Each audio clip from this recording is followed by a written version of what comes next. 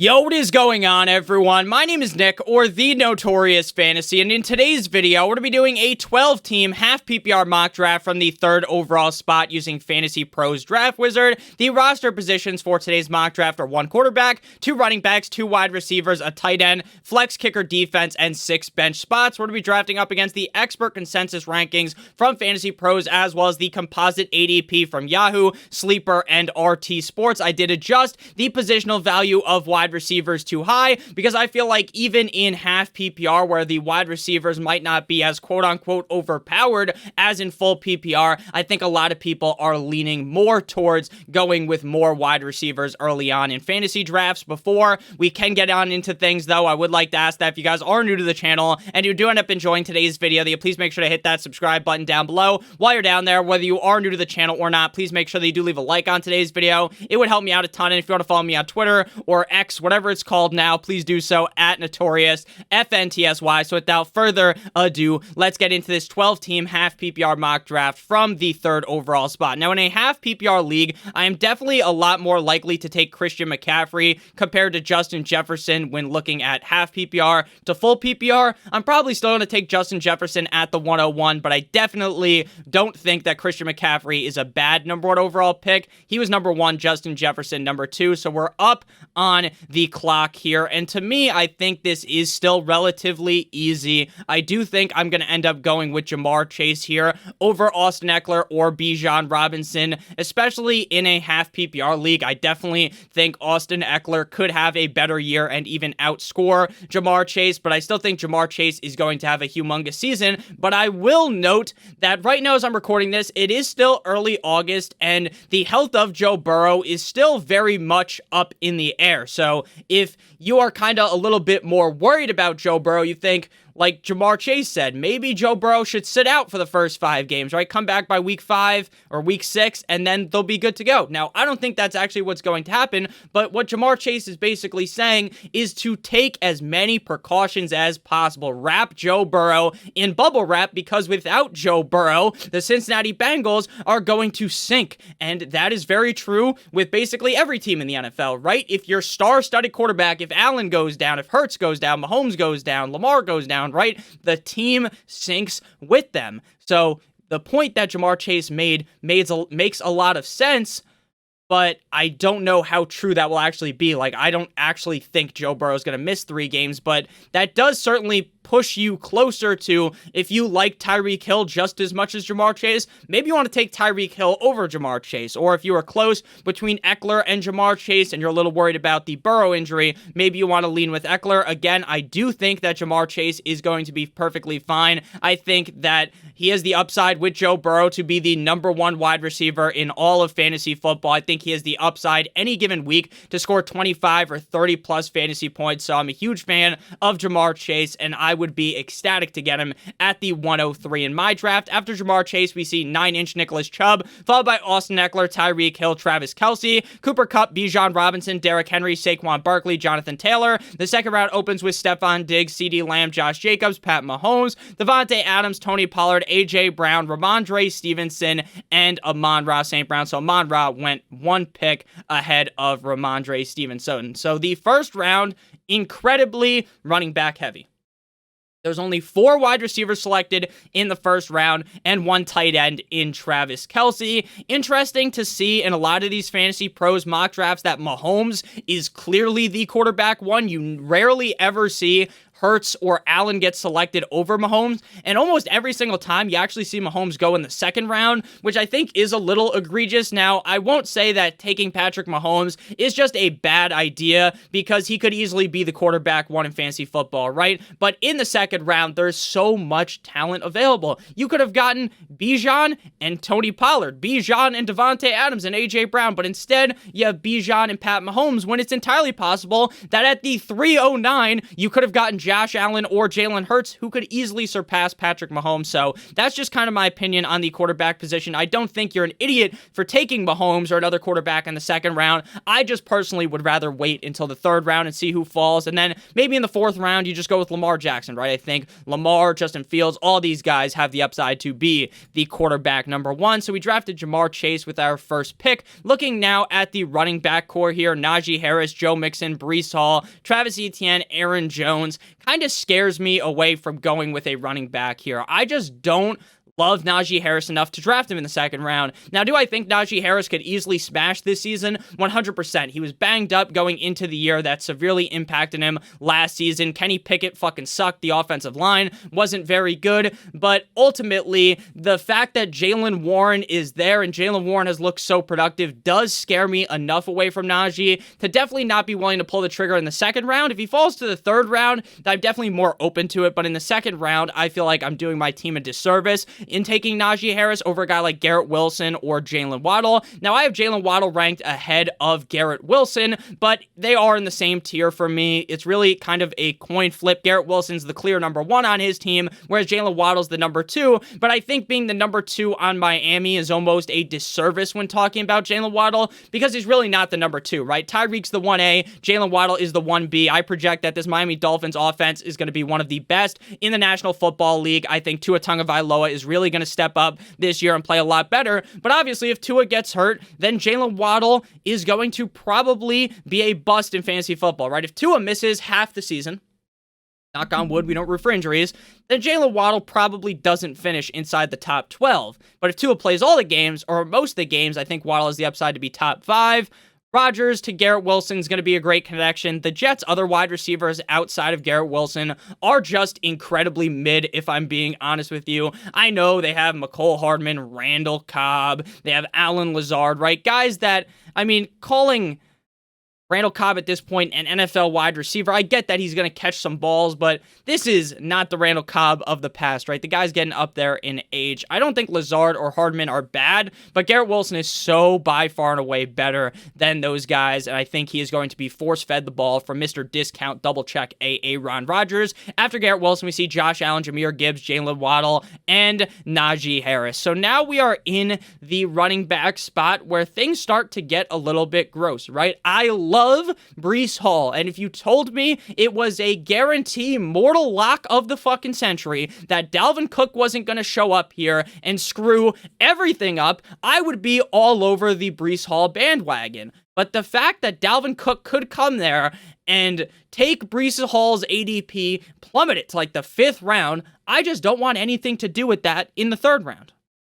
Now, eventually, Dalvin Cook's going to sign to a team, and I will be more confident in drafting Breece Hall when he signs to a different team. But right now, knowing what we know on August 6th, I think it's, again, kind of like a disservice to my team to draft Breece Hall when I know that Dalvin Cook could bend him over a table. Now, this is something I've talked about in a couple of videos as well. Nick, would you be comfortable drafting a guy like Breece Hall and Garrett Wilson on the same team? And the answer would be yes, because I think the Jets are going to be a great offense. Now, if you're someone who's more of a detractor of the Jets, I don't think the Jets are going to be the best team in the NFL, but I think both Breece Hall and Garrett Wilson can, play well at the exact same time. For some people, that's a little too much, right? Having 2 of their first 3 picks on the same team, like if the Jets shit the bed in any given week, sure, those guys are going to be not very good. But if the Jets splooge all over a team, then Breece Hall and Garrett Wilson probably team up for a fantastic 2 games, or not 2 games, but the same game, right? 2 great performances. So I would be fine doing it, but knowing what we know right now about this Jets backfield situation, it kind of scares me away. So we're not going to go with Breece Hall. We could go with Andrews at this spot. I love Andrews a ton. Could also go with Olave or Higgins. I like Joe Mixon, but at the 3.03, that just seems a little early to me. I know there are going to be people in the comments that dislike our team because we didn't select a running back in the first 3 rounds, but again, I just don't feel confident in any of these guys, like Etienne being selected at the 3.03. So we're either going to go with Hurts, Andrews, or Olave, or T. Higgins. I love Hurts a ton, but it feels like in a lot of these mocks, people are so heavily disrespecting Justin Fields. and he goes multiple rounds later, so I think I'd rather just wait on Fields. Here we are going to go with Mark Andrews. I think Mark Andrews could dethrone Kelsey as the #1 tight end in fantasy football. I think the Ravens under Todd Monken are going to be throwing the ball a lot more. I know they have Odell, they have Rashad Master-Bateman, they have Zay Flowers, and even while Odell is this touchdown monster, I think that actually helps out Andrews because now the defense is shitting themselves thinking about trying to cover Odell, and that's going to help out Mark Andrews a ton. I think Mark Andrews is going to have a huge year. I think this Ravens team is going to look amazing in 2023. After Mark Andrews, we see Joe Mixon, Chris Olave, Jalen Hurts, T. Higgins, Breece Hall, Travis Etienne, Christian Watson, Devontae Smith, Kenneth Walker, Aaron Jones, Miles Sanders, James Conner, DK Metcalf, Lamar Jackson, J.K. Dobbins, Cam Akers, Amari Cooper, and T.J. Hawkinson. So I've talked about this a bunch. I do have Justin Fields ranked ahead of Joe Burrow, but if Joe Burrow was 100% healthy and there wasn't like even an ounce of me that was somewhat worried that maybe he'll be hampered in week 1 and 2 early on in the season, then I'd be fine drafting Burrow at the 4.10 to stack him up with Jamar Chase. Again, I think stacking is good it's amazing in best ball, but it's also good in redraft because if you think Jamar Chase is going to be an excellent wide receiver, then Joe Burrow is definitely going to have a top 5 fantasy football season. And when Jamar Chase scores 2 touchdowns, you're getting the double points essentially with Joe Burrow, right? You are going to go ahead, and if the Bengals take a deuce on a defense, you're more than likely going to be feasting with 2 players on your fantasy football team, just boosting the upside, that ceiling of your team week in and week out. Now, obviously, again, there's still the downside. The Bengals get bent over a fucking table and railed without the use of any lube. Then both Joe Burrow and Jamar Chase might have a bad game, but I think the upside to me outweighs that. But again, there is that injury with Joe Burrow that does scare me a little bit away. The question here is, do we want to go with Madison, Dameon Pierce, or Calvin Ridley, or Keenan Allen? I think Keenan Allen and Calvin Ridley should be 3rd-round picks. I am shocked that Calvin Ridley has continued to fall this far in fantasy football drafts. I get that he is getting up there in age, but I am not even slightly worried out about that at all. I don't think he's going to be rusty. I think maybe neither of these teams end up taking a running back by the time we get back to pick at the 503. So we're going to go with Calvin Ridley here. I think the Jacksonville Jaguars are going to be one of the best offenses in the NFL. I think Calvin Ridley is the clear #1 receiver in terms of targets in this offense, and I think Calvin Ridley has all of the upside to finish as a top 5 wide receiver. I mean, prior to him being suspended for gambling, prior to that season where he only played in a couple of games, most people were highly regarding Calvin Ridley as the next big receiver, the next guy, the next potential face of the National Football League. And it wasn't Fugazi like Juju Smith-Schuster. Calvin Ridley really has the juice. Calvin Ridley really has the upside to be an upper echelon NFL wide receiver. His routes are incredibly crispy. I saw a video in training camp of Calvin Ridley running a route versus Zay Jones, and it is night and day. Calvin Ridley is an amazing receiver. And with Trevor Lawrence, Doug Peterson offense, I am elated, ecstatic to draft Calvin Ridley. After Ridley, we see Dameon Pierce, Joe Shiesty, Deebo Samuel, and Terry McLaurin. So we're up on the clock here. We're definitely going running back. I know that a lot of your favorite fantasy football analysts, hopefully I am your favorite, but, I'm not going to judge if you like some other guys better than me. Is what it is, right? But a lot of people are full-on fading Alexander Mattison. They think that since Alexander Mattison couldn't take over from Dalvin Cook, he just sucks, right? He's bad. Well, Dalvin Cook, you remember, one of the best running backs in the NFL for a long period of time. And Mattison, sure, he couldn't get past him, but that's because the Vikings wanted to use just one running back. They wanted the workhorse running back. Under Kevin O'Connell, it was pretty similar, right? Dalvin Cook is the guy. Now, Dalvin Cook wasn't as good as the previous seasons last year, but he was still solid enough to maintain that role. Now, there are other guys behind Madison, but I don't think any of them can even grasp hold the jock strap of Alexander Mattison. I think this is an offense that's going to score a shit ton of points. Sure, they're not going to be this crazy run-heavy offense that we are used to of the Minnesota Vikings in the past, right? Where Dalvin Cook's getting a zillion touches every game, but I think that the fact that they're so pass heavy, the defense is so dog shit. They're going to be scoring a lot of points. They're going to be moving the ball at a quick rate, even with Kirk Cousins as the quarterback. So I am very confident in Alexander Mattison. I think he's a decent pass catcher, and I like his upside in this Vikings offense. If you guys have enjoyed this video thus far, please make sure you hit that subscribe button as well as that like button down below. It helps me out a ton. After Mattison, Keenan Allen, Justin Fields,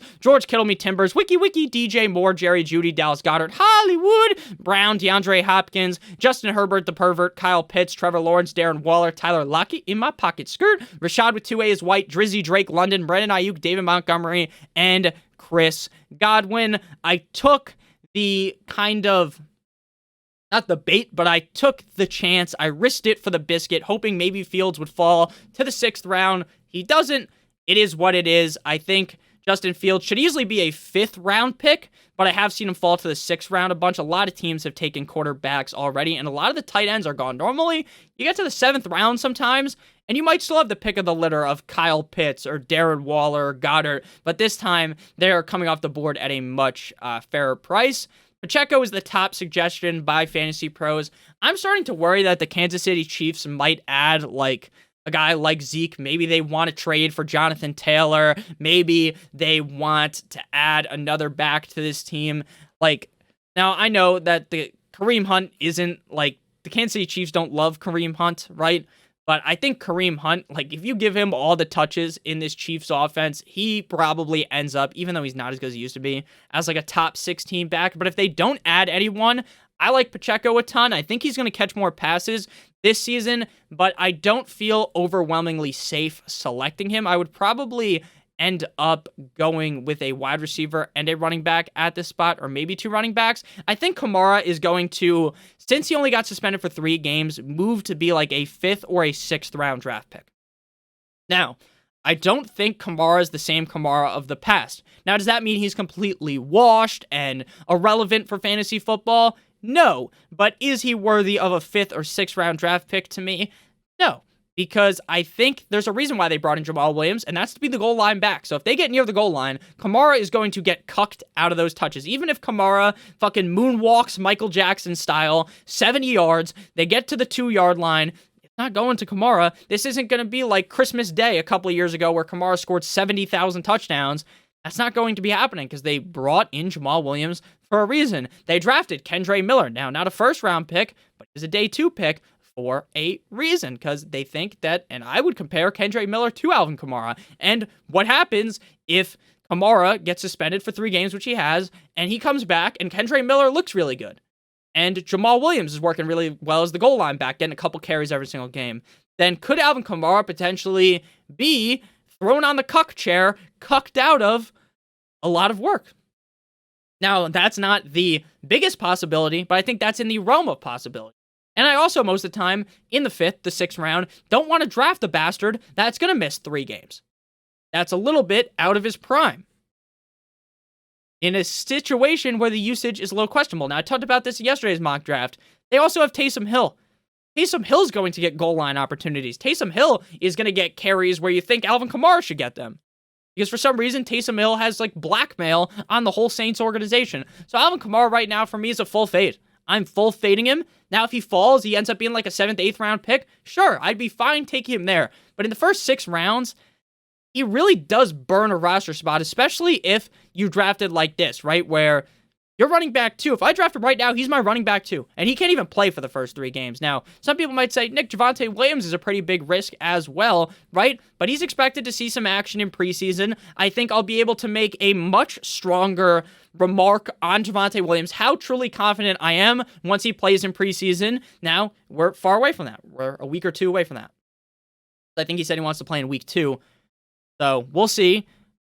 Again, all the reports are very positive for him, and his ADP is going to continue to move up. So we're going to go with Javonte Williams here. Even if I can't necessarily play him for the first 2 weeks, I feel like his situation is locked in as the lead back, where I think Alvin Kamara legitimately could get screwed out of that role. So after Javonte, we see his friend Mike Williams with the same last name, not related though, I don't think, Alvin Kamara, Deontay Johnson, and Christian Kirk. Since we drafted Javonte Williams there, we do kind of have to draft another running back. I like Watson, I like Dak, I like Tua, Daniel Jones, Kirk Chains, but 7th round, like, I'd rather just wait to the 8th, hope some of them fall to me, if I'm just being honest with you. So we're going to go with another running back here. I do love Michael Pittman, Jahan Dotson, Jordan Addison-Ray this season, but I'd rather go running back here. I think you're taking any of these guys are pretty risky. Like, Dalvin Cook could end up in a spot like in Miami where he would be the feature back. But he could also land on the Jets, where he's with Breece Hall. He could land in Buffalo, where he's with James Cook. He could land in other situations where maybe it's not as advantageous for his fantasy football upside, and that's why he kind of goes in the 7th, 8th round of these drafts. I think Pacheco is probably your safest bet here, but I want to go with kind of more of the higher upside pick. DeAndre Swift could crash and burn in this roster, right? Because the Philadelphia Eagles have a decent amount of backs, right? They have Kenneth Gainwell, who has looked decent. Now, he hasn't been given a big role, but has looked solid at times. They have Rashad Penny, who to me might be the second. He definitely is the second most skilled running back on this roster. Could take away some work from Swift, but there's a lot of talk about how DeAndre Swift is gonna go out wide for a lot of passes. This guy is a great pass catcher. Like this says, like last year, it was really a tease. Funny that fantasy pros would bring up teasing. If you know, you know. But touchdowns where he scored 8 touchdowns, but in reality, he should have scored 1 million, but Jamal Williams kept scoring them. Kept getting hurt. But he has 60 plus receiving not receiving yards, 60 plus reception upside, 800 plus receiving yard upside, and he's on one of the best offenses in the NFL with one of the best offensive lines. So I'm willing to take the shot on Swift because it's the 7th round. It's not round 5, round 4. It's much later, and a lot of people are just going to fade DeAndre Swift because DeAndre Swift burned him last year. He fucked him over. He bent him over a table. So I like Swift this season a decent amount. After Swift, we see Dickie, Dak Prescott, Michael Pittman, Isaiah Pacheco, Deshaun Watson, Mike Evans, Dalvin Cook, Aaron Rodgers, Jahan Dotson, George Pickens, Jackson Smith-Njigba, Jordan Addison, Kadarius Toney, the Niners, Burks, Cook, Brian Robinson, Brandon Cooks, Zay Flowers. I think in a lot of casual leagues, Aaron Rodgers might literally be like the 7th quarterback off the board. I think in more competitive leagues, maybe not leagues with like your friends from work or something like that, like an office league, like maybe in a more competitive league. Some of you guys are in more competitive leagues. Other people are in leagues where there's a bunch of tacos in your league, right? A bunch of guys who don't know how to tie their shoes. And in those leagues, I think people really think Aaron Rodgers is that same guy that was the back-to-back MVP. I don't think he is, but I don't think he has to be that guy for Garrett Wilson to succeed. My boy Tua is still on the board. Looking at the teams in front of us, they both have a quarterback, so taking a quarterback here would be dumb. Looking at the draft board, if your league has a draft board, I think every single fantasy website has one at this point. Maybe not ESPN, though. Fantasy, they're ESPN, but their fantasy website kind of sucks. Now, if they want to hire me, I'll retract that statement, but as of right now, I don't think ESPN has the best fantasy website, but you want to look at the draft board. These two teams ahead of us have a quarterback. So the odds that one of them take Tua, Daniel Jones, one of the quarterbacks we like, is very low. So we can take the running back, the receiver that we want here, and then come back and take the quarterback in the 2nd round. Utilizing the draft board will save you from literally making picks for no reason. There's no reason to draft Tua. Now, obviously, there's a chance that one of these poor bastards drafts Tua or drafts on one of these quarterbacks, but it's very unlikely. If you spend the high draft capital on one of those upper echelon quarterbacks, you shouldn't be drafting a 2nd quarterback, in my opinion, unless you're in like a 14-team league, because if everyone drafts a backup quarterback in a 14-team league and you don't, then you might be having to play a quarterback like Sam Howell weekly. You might be stuck with maybe like Mac Jones or Desmond Ridder, and that is just about as bad as it gets, right? You might as well just throw Taysom Hill in as your fucking quarterback. So looking at the board here, probably going to end up going running back again, if I'm being honest with you, because outside of Madison, I think Madison still has some risk to him.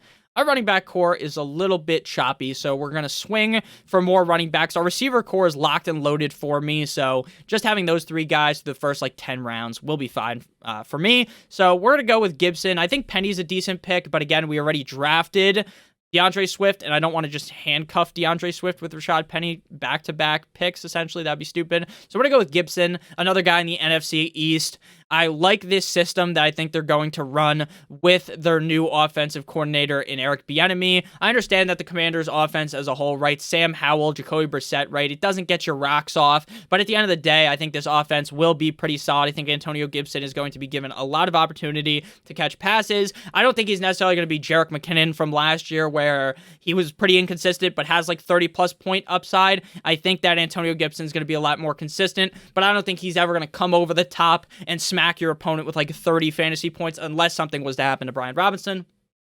Then, of course, it's full wheels up for Antonio Gibson. I think the Commanders are going to be a sneaky, solid team this year. Again, the NFC, though, soft as baby shit. After Antonio Gibson, Cortland Sutton, Quentin Johnston, Devin 2 Chains, and Gabe Davis. I love A-Chain. I love Mostert. I love Jeff Wilson, but I have been someone who has been overwhelmingly cautious in these mock drafts not to take them, because if Dalvin Cook shows up, again, it is going to be a disappointing year for all of those other guys. Even though I don't think Dalvin Cook's going to come there, you just never know at this point. Dalvin Cook needs to fucking sign to a team. It's pissing me off that he still has not signed. So I think we're going to go with quarterback here. How many teams have quarterback? 1, 2, 3, 4, 5, 6, 7, 8, 9, 10, 11. So all teams actually have a quarterback right now except for us. Counted correctly, right? Herbert, Lawrence, Rodgers, Mahomes, Lamar, Deshaun, Hurts, Fields, Dak, Allen, and Burrow. So we actually don't even have to take a quarterback here, but there is a chance that someone does take a backup quarterback.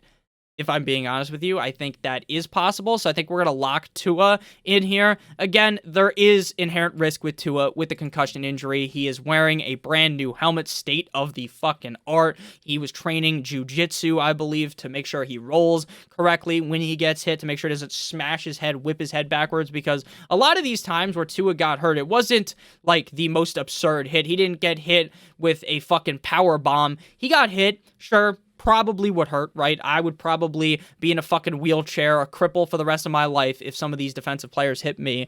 But Tua put on some mass. He's gotten a little bit thicker, a little bigger. And I'm not talking about thick like Lizzo. He's thick in a good way, you know? And I think Tua is going to be able to absorb hits a lot better. I think he's not going to be smacking his head backwards, because that was really it. He'd get hit. It didn't look like the craziest thing. He just didn't know how to fall. He'd be smashing his head against the turf, the grass. Not a good look for Tua, but hopefully all of that practice, all of that weight that he's added ends up helping him out. After Tua comes Nico Collins, Elijah Moore, Khalil Herbert, A.J. Dillon, Michael Thomas, Odell, Rashad Master, Bateman, Juju Smith-Schuster, Jameson Williams. 10th opens with Rashad Penny, Jacoby Myers, Jamal with 2 A's, Williams, Michael Gallup, Allen Lazard, Sky with 2 Y's more, Zach Charbonnet, Darnell, here comes the Mooney, and Samaje P. Ryan. So we're back up on the board. I don't think we necessarily need another running back here. Probably going to go wide receiver, keep hunting for the upside. Right now we have 4 running backs and 3 wide receivers. I think if we were to take another running back here, it probably would be close to our last one. Now, I have talked up James Cook recently. I was more on the Damian Harris train, but the more I thought about it, like, I really think James Cook could catch a ton of passes, but I am worried about Josh Allen's kind of tendency to just not dump off.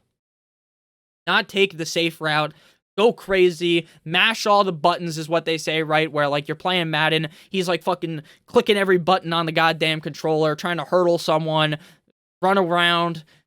You know, it's fun to watch, but it does kind of suck for pass-catching running backs like Cook. Harris could be the goal line back, but you also have Josh Allen who's there, who could just go over the top, score the touchdowns. So as like my RB5, I don't think there's a lot of downside with Harris, but I think I'd rather just wait a little bit, go with the receiver here. Tyler Boyd might be one of the safest picks you can make in the 10th round, but unless there's an injury to Jamar Chase or to T. Higgins, you're probably never going to want to start Tyler Boyd in a league like this, right? Just 2 wide receivers, 1 flex. If there's 3 wide receivers and a flex, or 2 wide receivers and 2 flexes, maybe then I could talk myself into Boyd weekly. But again, unless there's an injury, like, you're probably just going to get like 8 to 12 points, and that doesn't really move the needle. Now, it is that safety net, right? To, if someone gets hurt on your team, you can throw him in, and you're probably never going to be disappointed with Boyd, but he's also never going to be the reason why you win your. So I think this kind of just leaves us with Rondale Moore. I understand the Arizona Cardinals might just go bust, right? They might go terrible, down tremendous, but Rondale Moore looks like the solid wide receiver 2 for the Cardinals. If Kyler comes back, the upside's really high. If not, I think Rondale's a guy that you can throw into your lineup, send a prayer up to heaven, and maybe he could score like 20 fantasy points because of his speed. And the fact that the weapons core in Arizona is the best after Rondale, Adam Thielen, Damian Harris, DJ, Chark, baby Chark, and then Donovan Peoples-Jones again. He is my wide receiver 4, but when I have Ridley, Chase, and Wilson ahead of him, I'm not overwhelmingly panicking to have a wide receiver 4 that is this super safe option. So We could go with a second quarterback, but again, I believe in Tua, so I'm not drafting Tua. If you're worried about Tua, the injuries, maybe you're not as bullish on the Dolphins' offense, this, that, and the other thing, sure, draft a second quarterback. If you're not confident Mark Andrews, then you shouldn't take Mark Andrews in the third round, so don't take a second tight end, right? I like Ingram, I like Freiermuth, I like Njoku, I like Schultz, I like these guys, right? But I don't want to be drafting them if I already put all of my draft capital into Mark Andrews, right? If Andrews gets hurt, sure, we're fucked, we got to pick someone up, right? But we don't need to just have someone on our bench that's just going to sit there, right? You're never going to galaxy brain yourself into starting Freiermuth over Mark Andrews. You're just never going to do that. And you shouldn't do that because you drafted him in the fucking third round, right? You paid the pretty penny for Andrews. So we're back up on the board here. Probably going to go running back here at this spot. Elijah Mitchell got banged up. It doesn't say injury next to him, but he is injured. Expected to miss about a week with an adductor strain, whatever the fuck that means. Not the best, but not also terrible. I think Algier low-key might get a sneaky amount of targets and touches for this Atlanta Falcons offense, and I think he would be a straight-up league winner if Bijan got hurt. But we're going to go with Jeff Wilson here instead. I think Jeff Wilson could become a guy that sees some solid touches for the Dolphins. Again, granted, they don't bring in Dalvin Cook. Now, I know what I said about the Dolphins at being a little bit wary of drafting Wilson or A-Chain or Mostert, but that's just because I'm worried about doing it too early. I'm worried about paying too heavy of a price. In the 11th round, right, if Dalvin Cook shows up, you can just cut Jeff Wilson, right? So it's an 11th round pick. It's not like an 8th, 9th, or 10th round pick, which again, still isn't a super early pick, but it would hurt to have to just cut one of those guys, right? It would hurt to draft A-Chain in the 9th and then have to cut him before week 1 even starts. So after Jeff Wilson, Zay Jones, Evan Ingram, Alec Pierce, Elijah Mitchell, Romeo Dobbs, CEH, KJ Osborne, Tyler, yeah, Boyd, Philadelphia Eagles defense, Jonathan Mingo, Pat Freiermuth, Geno Smith, Rashi Rice, David Njoku, Rashid Shaheed, Jerick McKinnon, Tyler Algier, and Kirk Chains, Kirk Cousins back up on the board. We are going to go wide receiver. I have been smash drafting Isaiah Hodgins in like every single draft because I think he's going to be the receiver 1, but I think there's still a chance some of the other guys could out-target him. We're going to go with Van Jefferson, the clear number 2 in LA with the Rams. I think the Rams are going to be not that great of a team. I think they're going to have to throw the ball a shit ton, and outside of Cooper Kupp, they do not have a great wide receiver core. I know they have Puka, but is Puka in his rookie year going to out-target Van Jefferson? Probably not. Like, I think the only other guy besides Cooper Kupp that could out-target Van Jefferson is probably Tyler Higbee. After Van Jefferson, we got Dalton Kincaid, Dalton Schultz, Greg Dulcich, and Donta Foreman. You ever notice in these drafts that a lot of the time, guys with like the same name get drafted right next to each other, like Javonte and Mike Williams going back to back? You see it more in the draft. I might not be able to like off the top of my head find more, but you see a lot of guys with the same first name, the same last name go right next to each other, right? Dalton Schultz and Greg Dulcich. Pretty funny. I've noticed that a ton. If you've noticed that, leave a comment, and leave a comment down below what you think of our team. Do you love it? Do you hate it? Do you think it's a flaming pile of dog shit? We're going to go receiver here. We're going to go for John Mechie. Now, I love Nico Collins. But let's be honest. There is a chance that John Mechie is the number 1 receiver. The high draft pick in the NFL draft. Nico Collins, sure, I think has the shot. I think he will be the number 1 receiver. But I wouldn't be perplexed at the end of the season if John Mechie finished with more targets than Nico Collins. John Mechie out of college, definitely a significantly better prospect than Nico Collins. After John Mechie, we see Kendre Miller, Devin Singletary, Devontae Paca, Danny Dimes, Vanilla Vic himself, Raheem Mostert, Cordero Patterson, Gus Edwards, Jalen Warren, Ezekiel Elliott, Chig Okonkwo, Cowboys, Patriots, Hodgins, Bills, Tucker the Fucker, Jets, Bass, and Broncos. Broncos country. Let's ride. So we're back up on the clock here, going kicker and defense. Going to go kicker first. Again, I like all these kickers early on, so we're going to go with Carlson this time. Like, if you're in 10 different leagues and you're like one of the first people to take a kicker, because a lot of people are taking defenses, take Bucker in 3 of them, take Carlson in 3 of them, take Bass in 3 of them, right? You want to like spread out your exposure to these kickers, because to me, like, there's really no clear number 1 kicker in the NFL. So now we're going defense. The way you draft defense is not based upon who you think is the best defense. You ought to be drafting based upon schedule. Who has the easiest first game? The Commanders, to me, are that number 1 team up against the Cardinals. Clayton Tune or Colt 45 and 2 zigzags, McCoy. That's kind of the way you're going. We got an 80 out of 100, but I talk about this in every single mock draft. Who gives a shit about the ranking that Fantasy Pros gives us? So our team, it's a little weak at running back, but I think if Alexander Madison hits, we can find that RB2 weekly. I think Javonte Williams could be a huge proponent of our team week in and week out. So we got Tua,